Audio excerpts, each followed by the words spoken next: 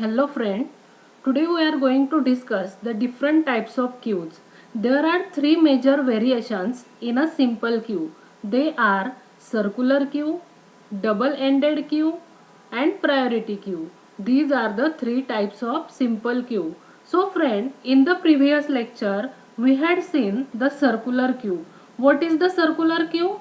Circular queue is a linear data structure in which the operation are performed on first in first out principle and the last position is connected back to the first position to make a circle.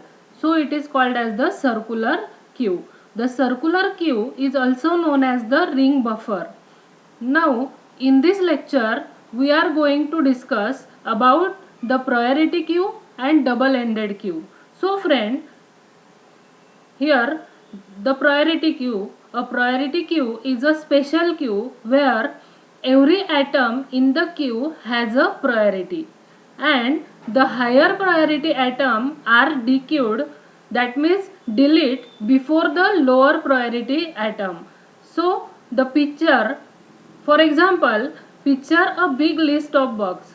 For example, you imagine that there are so many bugs are there in front of the engineer team to tackle. So you want to keep the highest priority bug at the top of the list. This is the functioning of the priority. That means which element have the highest priority, that will be deleted first. So this is the structure of the priority queue. Here this is the back pointer and this is the front pointer. So here when we insert an element into the queue, suppose we insert NQ 19 element into this queue, then it will be goes in that position, the arrow will be shown, so it will be inserted here. And suppose if you delete the element from this queue, then the element that has the higher priority, that will be deleted first. That means one is deleted first. There are various way of maintaining the priority queue in a memory.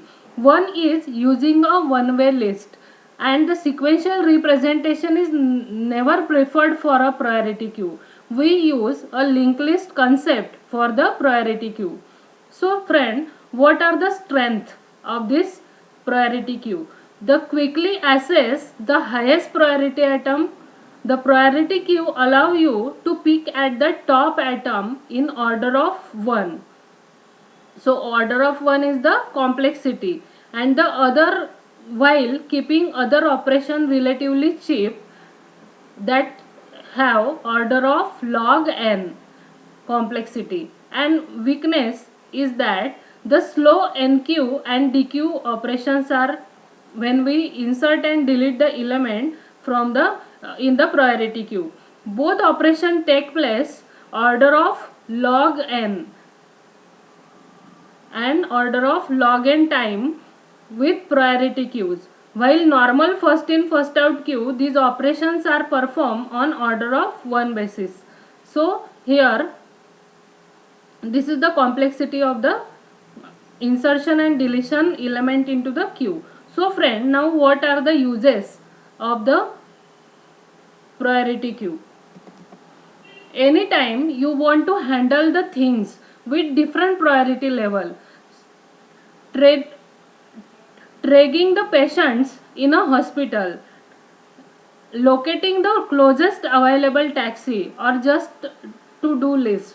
So this is the use of the priority queue. And second one is the operating the system scheduler may use the priority queues to select the next process to run, ensuring the high priority task run before the low priority ones. So these are the applications or uses of the priority queue. Now in general, the simple queue, application of simple queues are like that. Implementation of a queue is also an important application of data structure. Nowadays, a computer handle multi-user, multi-programming environment and time-sharing environment. You know that. What is the multi-user environment? That means multiple user handle a data at a time, and multiple programming or multitasking are will be there in the operating system. So in this environment, a system or a computer handle several jobs at a time. To handle the job, the concept of queue is used. Second application is that to implement the printer spooler so that job can be printed in order of their arrival. That means printer is a best example of the queue. That means the queue is operate on the first in first out principle. So from first user give the print to the printer, then it will be evaluated first, then the second print will be evaluated or print the document. Now third is the round robin scheduling technique is also implemented using the queue. And all types of customer services, that is like a railway reservation system, you know that what is the railway reservation system. The centers are designed using the concept of queue. So these are the application of the simple queue. Now the next type is the double ended queue. A double ended queue is a short called as a DQ, pronounced as a deck or a DQ. A DQ is a linear queue in which insertion and deletion can take place at either end but not in the middle. This is known as the DQ.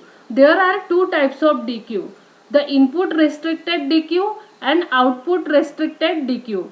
The input restricted DQ, which allow insertion at only one end of the list but allow deletion at both the end of the list, is called as the input restricted DQ.